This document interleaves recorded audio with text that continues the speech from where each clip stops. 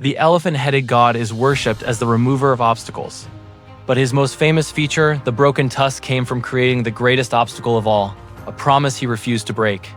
Vyasa has a problem. He's composed the longest epic poem in human history, the Mahabharata, over 100,000 verses. He needs someone to write it down as fast as he can speak it. No mortal scribe can keep up. So he approaches Ganesha, god of wisdom and writing. Ganesha agrees, but he sets a condition.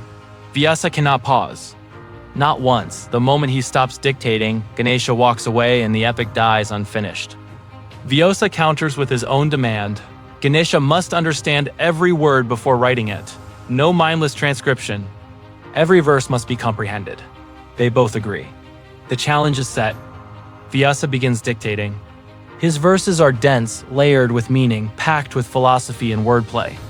Whenever he needs time to compose the next section, he crafts an especially complex stanza, a puzzle, that forces Ganesha to slow down and think. Hours become days, days become weeks. The god and the sage are locked in this dance. Vyasa composing in bursts, Ganesha deciphering and writing, neither one breaking.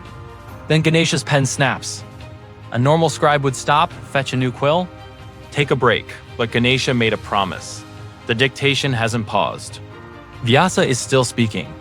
Without hesitation, Ganesha reaches up, grabs his own tusk, and breaks it off. He dips the ivory tip in ink and continues writing.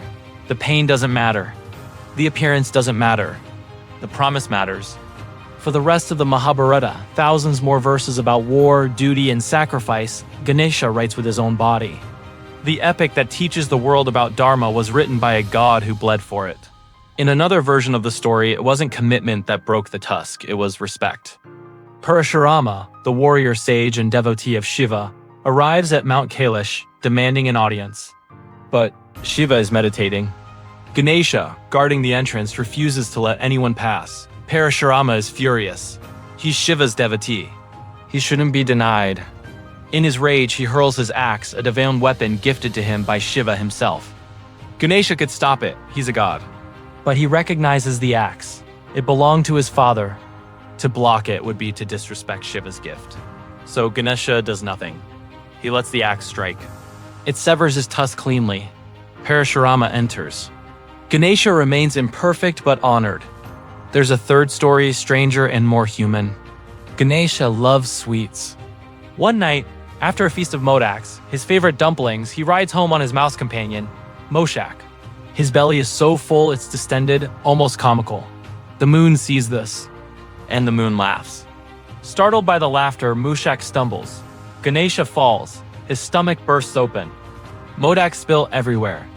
He scrambles to collect them, stuffing them back inside, tying a snake around his waist to hold everything together.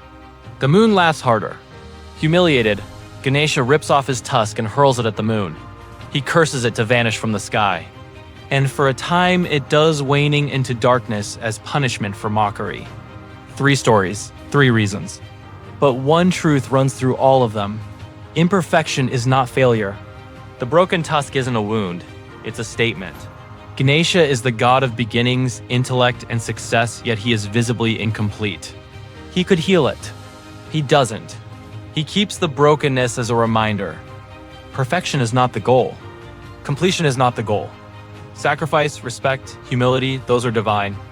Ganesha's tusk was broken for knowledge, for duty, for honor. And he wears that sacrifice openly, teaching every devotee who sees him, greatness doesn't come from being flawless. It comes from what you're willing to give up to keep your word. The god who removes obstacles carries one of his own. And that's exactly why he's worshipped first.